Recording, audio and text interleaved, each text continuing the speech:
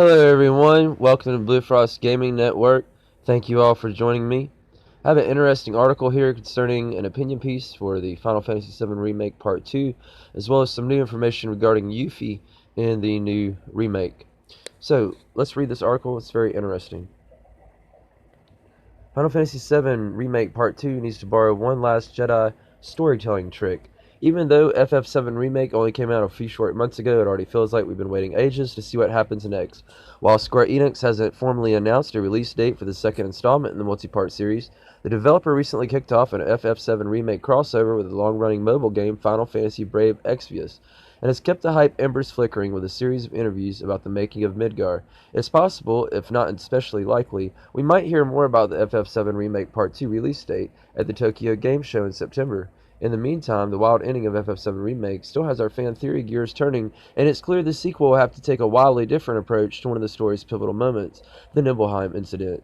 Intriguingly enough, Rian Johnson's exceptional, if divisive installment in the Star Wars sequel trilogy, The Last Jedi, just might be the perfect model for this critical aspect of FF7 lore. Here's why. Light spoilers ahead. There you have a scene from the original Final Fantasy VII with the soldier Vincent. That's not Cloud. Who is this man? Oh, Vince, how much time do you have? The Nibelheim incident takes place in Cloud and Tifa's hometown roughly 5 years before the events in the main story. We learn about it shortly after the party leaves Midgar in the 1997 game. It's already been heavily alluded to during cutscenes from the remake, and it marks the beginning of Sephiroth's quest for world domination and his fascination with Jenova. Especially some big shit went down at the Mako reactor, resulting in a whole heap of swords and fire shenanigans, and Shinra covered it all up. The incident also proved central to Cloud's mental instability and murky relationships with Tifa, Sephi, Professor Hojo, and Zack Flair.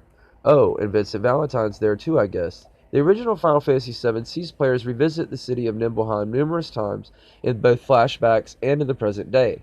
As the story progresses, we learn more about the events of 5 years prior, even seeing them from the perspective of characters other than Cloud.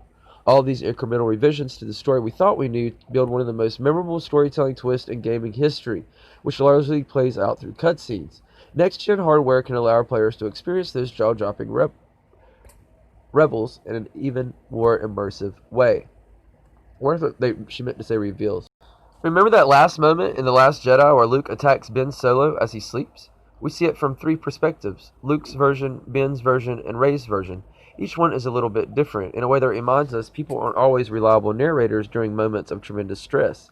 It's a storing technique most famously associated with Akira Kurosawa's Rashomon, but more people probably remember this recent blockbuster scene. There's a scene from Shinra Mansion. Final Fantasy VII Remake Part 2 can explore multiple perspectives in ways the 1997 game never could. The next installment should let us experience Nibelheim as Cloud, Zack, and Sephiroth. There's no reason to limit this stuff to cutscenes anymore.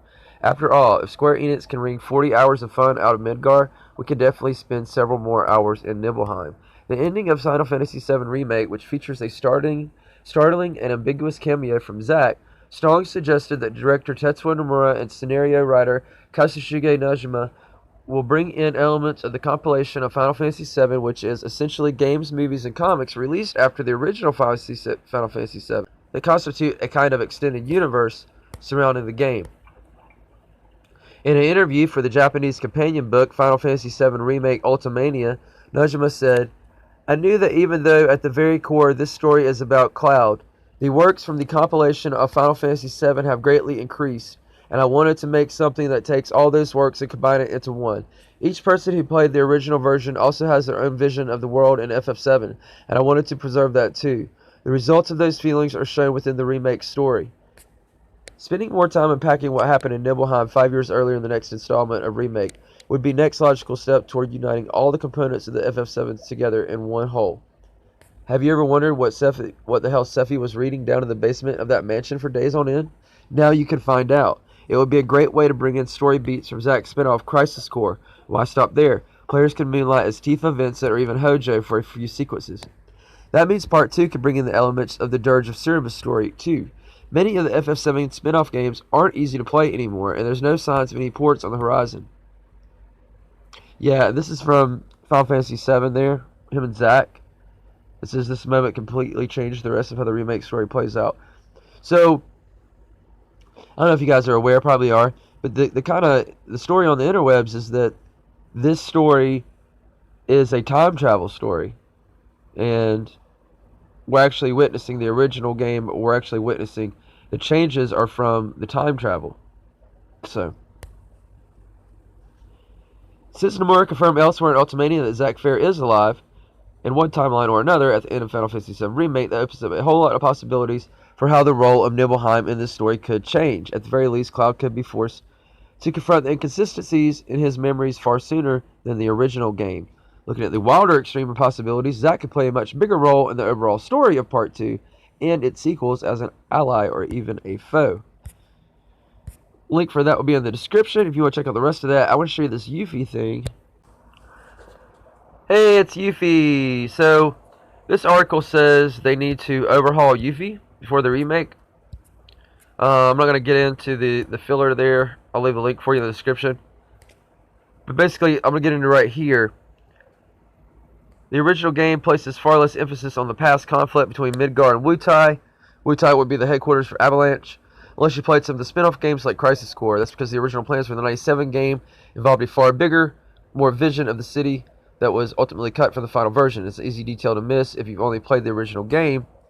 But Aerith's foster mom, Elmira's husband, died during the Wutai War. It's also apparently where Sephiroth established his reputation for being a formidable ass-kicker, although the official details on that are pretty wobbly. So there's Yuffie, and what he's talking about here is making her more of a fleshed-out character by having her play a far bigger role in the remake. But I liked Yuffie in the original.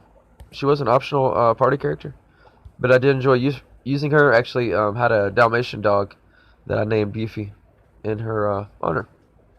But just a couple things I want to throw at you guys. Let me know what you think about all this in the comments, and hope you guys enjoy watching. Make sure that you subscribe.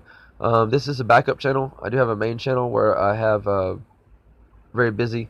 I have a lot more subscribers, and it keeps me busy. But if I do start to pick up any kind of traction over here, I will start to post more videos. So thank you guys for watching. Peace. Have a great day.